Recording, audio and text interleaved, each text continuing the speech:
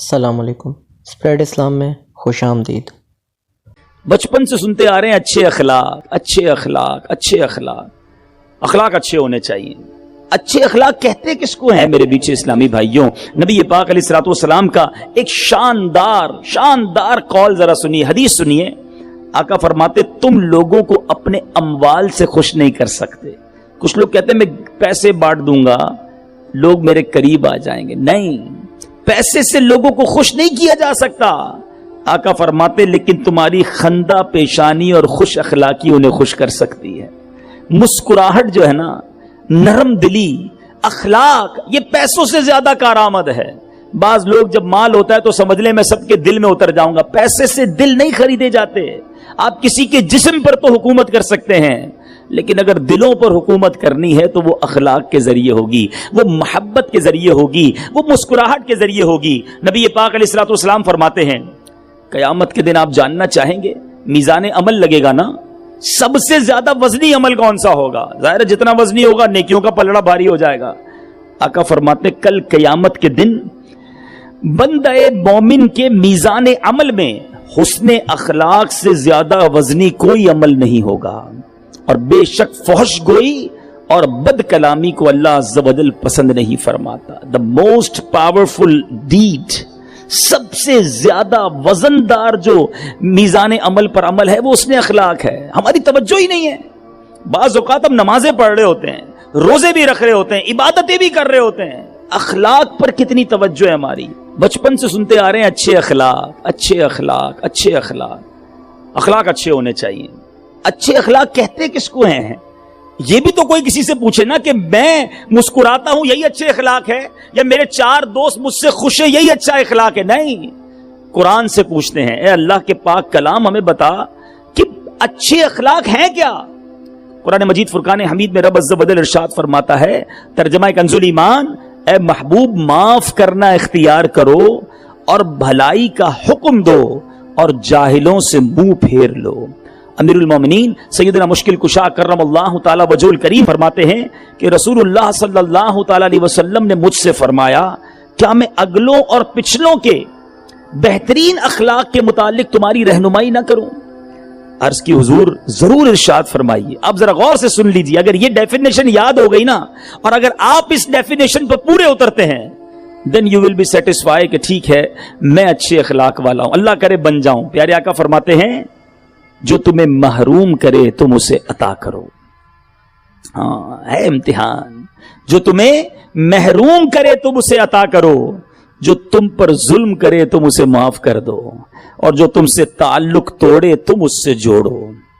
محروم کرے، امجد بھائی نے مجھے نہیں بلایا، اب میں نے بھی نہیں بلانا۔ جو محروم کرے ہم اسے بھی محروم کرتے ہیں۔ اس نے مجھے گفٹ نہیں دیا میں اس کو گفٹ نہیں دوں گا، فلاں نے مجھے نہیں بلایا، ختم، اب ہمارا بھی تعلق ختم۔ تو پھر تو یہ ٹٹ فار ٹیٹ جیسے کو تیسا ہوا نا۔ ہمیں اخلاق اگر اچھے کیا ہیں، جو تمہیں محروم کرے تم اسے عطا کرو۔ ہم سب کا بھلا، سب کی خیر سوچنے والے بن جائیں۔ دوسری بات فرمائی جو تم پر ظلم کرے تم اسے معاف کر دو۔ ابھی تو سنا آپ نے زید بن ثانہ کا واقعہ۔ ایک بار نبی پاک علیہ الصلوۃ والسلام آرام کر رہے، کوئی ہتھیار ساتھ نہیں، کوئی صحابی ساتھ نہیں، ون اینڈ اونلی۔ اس زمانے میں ایک شخص تھا جس کا نام غورث تھا، ننگی تلوار ہاتھ میں لیے نبی پاک کو معاذ اللہ قتل کے ارادے سے سامنے آیا۔ جیسے ہی پیارے آقا کے سامنے پہنچا، کوئی گارڈ، کوئی سرکار علیہ الصلوۃ والسلام کے ساتھ بظاہر نہیں تھا۔ آنکھ مبارک پیارے آقا نے کھولی، سامنے غورث ہاتھ میں تلوار لیے کھڑا ہے۔ پیارے آقا سے پوچھتا ہے محمد صلی اللہ تعالی علیہ وسلم تمہیں مجھ سے آج کون بچائے گا؟ ہاتھ میں تلوار ہے، نبی پاک آرام فرما رہے، لیٹے ہوئے ہیں، کہ اے محمد صلی اللہ تعالی علیہ وسلم آج تمہیں مجھ سے کون بچائے گا؟ پیارے آقا نے کچھ بھی نہیں کہا سوائے ایک لفظ کے، مگر وہ لفظ کیا تھا؟ اللہ۔ کیا فرمایا؟ اللہ۔ اللہ لفظ نکلا کس کی زبان سے؟ رب کے حبیب کی زبان سے، دل میں اتر گیا۔ غورث کانپنے لگا، صرف لفظ اللہ سن کر کانپتے کانپتے تلوار گر گئی۔ نبی پاک نے وہ تلوار اٹھائی، فرمایا غورث اب تجھے کون بچائے گا مجھ سے؟ کہتا ہے آپ کریم ہیں، آپ ہی معاف فرما دیں۔ نبی پاک فرمایا جا میں نے تجھے معاف کر دیا۔ میرے بیچ اسلامی بھائیوں، ظلم کرے تم اسے معاف کرو۔ پیارے آقا کی سیرت بھری پڑی ہے۔ اگر فتح مکہ کے واقعے کو دیکھا جائے، وہ سارے لوگ موجود تھے جنہوں نے ظلم کیا تھا، سب کو تو معاف کیا میرے آقا نے. سلام اس پر کہ جس نے خون کے پیاسوں کو کبائیں دی, سلام اس پر کہ جس نے گالیاں سن کر دعائیں دی. میرے آقا اور صحابہ نے یہ پروف کیا کہ ظلم کرنے والوں کو معاف کیا. ہم کرتے ہیں معاف؟ نہیں جناب, میں نہیں چھوڑوں گا, اس نے مجھے ستایا, اب میں بتاؤں گا میں کون ہوں. اور واقعی ہم بتا دیتے ہم کون ہیں. جب بندہ بدلہ لیتا ہے تو پتہ چل جاتا ہے وہ کون ہے. ہمیں قرآن حدیث یہ سکھاتی ہے کہ معاف کریں, بدلہ نہ لیں, ریونج نہ لیں. ٹھیک ہے بعض اوقات غلطی ہو جاتی ہے انسان سے. میں آپ کو صحیح بتاؤں, یہ جو ریونج کی عادت ہے نا, بدلے کی عادت ہے, اس نے کئی دوستیاں ختم کروا دی, کئی پارٹنرشپس ختم کروا دی, کئی رشتے داریاں توڑوا دی, کئی محبتیں ختم کر دی. اگر ہم صبر کرنے والے, معاف کرنے والے ہوتے تو آج وہ ہمارے دوست ہوتے جو آج دشمن بنے بیٹھے ہیں. آج وہ بھی رشتے دار ہوتے جن سے رشتے داریاں ٹوٹ چکی ہیں. لیکن بس وہی بدلہ لینے کی عادت, معاف نہ کرنے کی عادت, غصہ کرنے کی عادت. اے میرے میٹھے اسلامی بھائیوں, اس میں اپنے آپ کو ہمیں بدلنا ہوگا. اور حدیث کا جو تیسرا سیگمنٹ تھا, جو تیسرا اشارہ تھا, آقا فرماتے ہیں کہ جو تم سے تعلق توڑے تم اس سے تعلق جوڑو. بعض اوقات رشتے دار نہیں بلاتے, اپنے گھر پر نہیں بلاتے, ہم بھی نہیں بلاتے, ہم نہیں جاتے اس خالہ کے گھر پر, ہم اس چچا کے یہاں نہیں جاتے. کیوں؟ کیونکہ وہ بھی نہیں آتے. اپنے بچوں کی شادی میں نہیں بلایا تھا ہم کو. یہ اخلاق نہیں ہے. آپ ایک بار آگے بڑھ کر انہیں بلا تو لیجئے, انشاءاللہ رشتہ داری شروع ہو جائے گی. تھوڑی سی لائف ہے, خوش ہو کر جی لیجئے, رشتہ داریاں محبتیں بانٹ کر جی لیجئے. اور یہی میرے آقا علیہ الصلوۃ والسلام کی خوبصورت تعلیمات ہے. میں ایک ایسا واقعہ سنانے جا رہا ہوں, جب میں نے پڑھا نا رونگٹے کھڑے کر دیتا ہے. اگر باپ ہو, کوئی بھی دنیا کا باپ ہو, اور اس کی بیٹی کے ساتھ یہ واقعہ ہو جائے, کیسے صبر کرے گا, کیسے وہ ریونج نہیں لے گا. اور یہ والد کون تھے اور یہ بیٹی کون سی تھی, ذرا سنیے اور ایمان تازہ کیجئے. نبی پاک علیہ الصلوۃ والسلام کی شہزادی, والد ہیں میرے آقا, شہزادی ہیں حضرت زینب رضی اللہ تعالی عنہا. ان کے شوہر ابو العاص بن ربی نے غزوہ بدر کے بعد مدینہ منورہ کے لیے روانہ کیا. اب یہ خبر قریش مکہ کو, کفاران مکہ کو پہنچ گئی کہ بی بی زینب جا رہی ہے مدینہ. اب وہاں خیر سے پہنچ گئی تو پھر تو یہ بھی امن میں آ جائیں گی. وہ نہیں چاہتے تھے نا کہ لوگ ایک ایک کر کے مدینہ شریف پہنچ جائیں. میٹھے اسلامی بھائیوں, اب کیا ہوا, ان کفار نے حضرت زینب کا پیچھا کیا. مقام زی طوا پر بی بی زینب رضی اللہ تعالیٰ عنہ کو روک لیا گیا. حضرت زینب کو حبار بن اسود, نام یاد رکھیے گا, حبار بن اسود نے نیزہ مارا. میرے آقا کی شہزادی ہیں. جب وہ نیزہ مارا نا تو آپ اونٹ سے نیچے گری, زخمی تو ہوئی, آپ اس وقت حاملہ تھیں, پریگننٹ تھیں, آپ کا حمل ضائع ہو گیا. اب ذرا غور کیجئے, نبی پاک کی شہزادی, اور اس طرح آپ کو تکلیف پہنچائی گئی.